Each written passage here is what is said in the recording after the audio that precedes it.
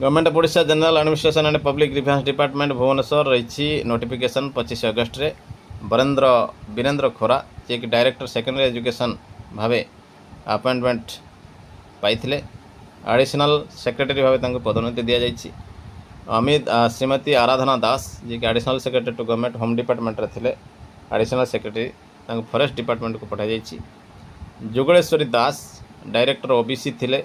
वर्तमान director OBC is appointed as director secondary education. Jugaleshwari Das आसी secondary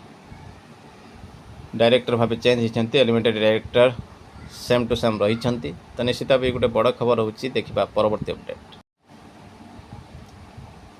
directorate of elementary education Odisha Bhubaneswar 15,863 को 21/8/26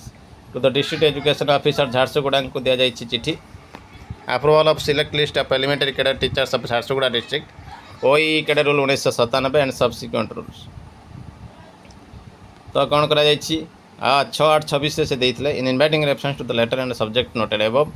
आई am directed to say that the proposal of approval of promotion to the post of level VB level 4 and level 3 elementary cadre teachers of Jharsuguda district is not consider करा जाई नहीं as the proceeding and select list has not been signed by the members of DLPC member द्वारा जेहेतु sign करा जाई नहीं ताकू ग्रहण करा जाई नहीं। You are therefore requested to submit the proposal for approval of promotion along with authenticated documents approved by DLPC for taking further course of action at this level। तो निश्चित भाव देखु ये गोटे बड़ खबर पहुँचुची जहाँ को नहीं वर्तमान झारसुगुड़ा चर्चा चली बिना फाइना DLPC से प्रमोशन पठे जहाँ को डायरेक्टरेट फेरी देती। देखा परवर्ती अपडेट। तो ये रही से जजमेंटर मूल पैराग्राफ रही bearing the main mind there predicament we invoke powers 142 power को यूज करा जाइए direct that those teachers who have less than 5 years service left age on date may continue in service till they attain the age of the superannuation without qualifying the TET। However, we make it clear that if any such teachers जो मानकर 5 वर्ष कम अच्छे से continue करेंगे किंतु से प्रकार teacher जदि प्रमोशन आस्पायर करती से he will not be considered eligible without the he or she having qualified TET। तांको कौन परिस्थिति रे काउंटिंग करा जीवन नहीं बिना TET रे। 217 कहले insofar so as an service teacher recruited prior to enactment of RT act and having more than 5 years of to retire of superannuation are concerned they shall be under obligation to qualify TET within 2 years from the date in order to continue in service। If any such teachers fail to qualify the TET the time that we have allowed they shall have to quit service। They may be compulsorily retired and paid whatever terminal benefits they are entitled to। We add a rider that a qualify for terminal benefits such teachers must have put in qualifying period of service in accordance with rules। If any teacher has not put in the qualifying service and there is some deficiency his or her case may be considered by the appropriate department द्वारा मध्य consider करा जिबा उचित। Subject to what we have said above it is reiterated that those aspiring for appointment and those in service teachers aspiring for appointment by promotion must however qualify the TET or else they would have no right for consider of candidature। सेमानक पई कोनोसी परिस्थिति रे जे कोनोसी teacher हेताउ in service रे थांतु promotion पई हेले सेमाननको TET देबा को पड़िबो। तेणु ये जजमेंट को रखा जाइछि पूरा क्लीयरेंस गोटे गोला बाट दे किछि खसिबा पई चेष्टा करूछंती। देखिबा परवर्ती update. The high court of Odisha Cuttack WPC number 27,091 of 2026 A Pushpalata and others Mr KK Swain versus state of Odisha and others opposite party रही justice VP Routray Mr KK Swain को 25/8/26 रे heard learned counsel for the petitioner and Mrs U Padhi and additional standing counsel for the state of opposite party. तो निश्चित देखु it is submitted on behalf of the petitioner that authorities without finalizing the gradation list in terms of Rule 15 of the Odisha Elementary Education Rule 1997 are taking steps for promotion of teachers to level 3 in the elementary cadre level 3 elementary cadre के promotion को finalise करने पूर्व gradation list को finalise करने पूर्व ताकू दि जाइए prior to 3/9/2001 It is further submitted that the petitioner were appointed prior to 3/9/2001 on regular basis and thus are exempted from passing OTT examination as per paragraph 168 of the decision in Anjuman Isat e Talim Trust versus State of Maharashtra से कथा नहीं जोटा Bombay high court रे गोटे order आसीला जहाँकि completely रंग अच्छी से डिस्कसन हुए अच्छी सुप्रीम कोर्टर 168 पाराग्राफ रे किंतु 218 216 217 रे क्लीयरेंस करिसेंती कोनोसी भी वर्गर टीचर जदि प्रमोशन पई चाहती तांको ओटीटी आवश्यक तेणु ये एडवोकेटଙ୍କର गोटे ट्रिक अच्छी तेणु गवर्नमेंट मते नोटिस रिसीव करिसेंती 4 नवेम्बर को रखा जाइछि date as an interim measure it is directed that no promotion shall be effected for level 3 teachers. Level 3 teachersଙ୍କର promotion effect କରା ଯିବ ନାହିଁ without publishing the final gradation list in respect of Ganjam district. Ganjam district ରେ ଆଉ କୌଣସି further proceeding ହେବ ନାହିଁ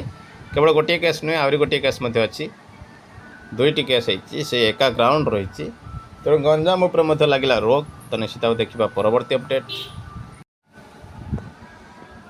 directorate of elementary education Odisha Bhubaneswar 16,051 25/8/26 to the district education officer Sonepur को दिया जाइए चिट्ठी तो निश्चित भाव गोटे बड़ खबर आसी पहुँचुची approval of promotion of elementary cadre from level VA to level VB and level VB to level 4 दुईटा जाक कैडर अप्रूवल जाइथिला तो निश्चित देखो sir in inviting reference to letter number 4001/7/8/26 on the subject cited above I am directed to state that the rule 3A of Odisha Civil Service criteria for promotion amendment rule 2022 issued by GA PG department notification number 2809 dated 12/10/2022 prescribe following guidelines for promotion OCS Odisha Civil Service criteria for promotion amendment rule 2022 रे जहाँ कहुई prescribe कर following guidelines को तो देखो तो कौन रही 3A notwithstanding anything contained in the relevant recruitment rules यदि कौन सी relevant recruitment rules रे where the promotion is to be considered as per the post based reservation यदि थाए by way of replacement theory the separate zone of consideration shall be applicable provided that scheduled caste and scheduled tribe candidate appointed on their own merit यदि से own merit by either by direct recruitment or by promotion and placed above the unreserved candidate in the merit list shall be considered and adjusted against the unreserved vacancy and such candidates are not to be counted within the percentage earmarked for reservation of their category जदि जन SC किंबा ST वर्गर लोक appointment पाइला बेले merit रे पाई थाए एवं से कौन यूआर पिलांकर बा कैंडिडेटर उपरे थाए तेबे तांकर प्रमोशन को ईयर मार्क करा जाय परिबो नाही अर्थात यूआर करा जिवो से एससी किबा एसटी रे रहिबे नाही you are therefore requested to furnish the following information for approval promotion of elementary cadre teachers of your district to the next higher level को आउ थरे पठेवा पई कोआ जायछि information whether the post based reservation principle as prescribed by GA PG department notification number 2809 dated 12/10/22 has been followed while considering promotion by DLPC dated 7/8/26 यही guideline follow होइछि कि नहीं director के तरफ information मागा जाइछि सोनपुर डीओ को तो निश्चित भाव गोटे बड़ खबर आसी पहुँचुची जहाँकि आपण सबुठारु रोचक खबर रही देखिबा परवर्ती अपडेट राज्य सरकार को CAGR प्रस्ताव परीक्षा उत्तीर्ण नहेले पदोन्नति मना सब कर्मचारी प्रशिक्षण बाध्यतामूलक हो अनुष्ठान मध्य चाहूना रहुना समन्वय तलिया कर्मचारी मनोबल वृद्धि सह से मत नेबा जरूरी मानव संबल सरकार अमूल्य संपद किंतु से मानव संबल पूर्ण दक्षता उपयोग नहेले कहार किछि माने नाही सरकार कार्यक्रम गुड़िक सुदूर प्रसारी हेब कहवाक आईएएस ठारू नहीं पीएन पर्यंत ड्राइवर पर्यंत समस्त वर्गर कर्मचारी विधिवत प्रशिक्षण व्यवस्था आरंभ करने एकांत आवश्यक। केवल भित्तिभूमि निर्माण नुहे मानव संबल पर सरकार अर्थ विनियोग करने आवश्यक। सेपरि कर्मचारी पदोन्नति विभाग परीक्षार उत्तीर्ण होगा बाध्यतामूलक करा उचित। शासन व्यवस्था परिवर्तन आने गठित प्रशासनिक और शासन संस्कार कमिटी सीएजीआर पक्षर राज्य सरकार को एपरी प्रस्ताव दी जाए। अवसरप्राप्त प्रशासक जुगल किशोर महापात्र अध्यक्षतार गठित उक्त कमिटी निज सुपारिश रिपोर्ट रे कही ओडिशा रे थिबा 20टी राज्यस्तरीय प्रशिक्षण अनुष्ठान मुख्यों सह आलोचना करी आम प्रशिक्षण ढांचा संपर्क में कमिटी सूचना संग्रह करथिला। से स्पष्ट होता जे सरकारी विभाग विशेषकर इंजीनियरिंग विभाग अधिकारी और कर्मचारी कौन विधिवत प्रशिक्षण कार्यक्रम नहीं। विभिन्न प्रशिक्षण अनुष्ठान मध्य कौन समन्वय रहूना, केवल निज विभाग आवश्यकता अनुजाई एवं निर्दिष्ट कार्यक्रम निज निज स्तर में एकाकी प्रशिक्षण देउछंती।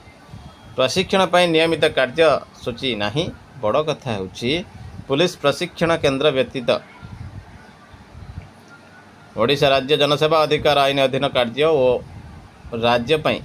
अति जरूरी दायित्व संपर्कित प्रशिक्षण पई आदौ प्रावधान नहीं। वास्तव स्थिति रे सुधार आनिया पई अधिकांश अनुष्ठान पाखरे आवश्यक संबल भित्तिभूमि और अधिकारी नाहंती। कमिटी रही कही जे भल काम कराइबा पई कर्मचारी मनोबल वृद्धि करने दिगरे प्रशिक्षण बहुत उपादेय होता है। विशेषकर लोकों सह सीधा सड़क संपर्क में रोकवा कनेस्टेबल, पियन, किराणी, गाड़ी चालक, विद्युत कर्मचारी, स्थानीय संप्रसारण कर्मचारी प्रशिक्षण गुरुत्वपूर्ण। किंतु दुखर विषय सेमानक मनोबल वृद्धि किछि नाही। सेमाने बहु अभिज्ञ होइतिले सुद्धा सेमानक कथा को विभाग गुरुत्व देउना।